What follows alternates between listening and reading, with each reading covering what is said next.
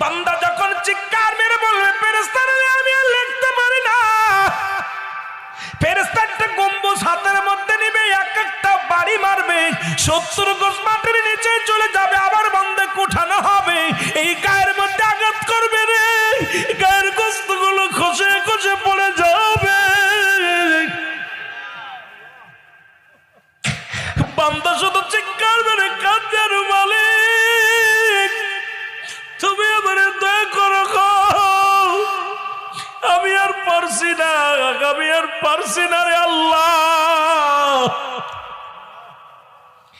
এক একটা বদ আমল গুলো লেখানো হবে, এক একটা আঘাত করবে, যতক্ষণ পর্যন্ত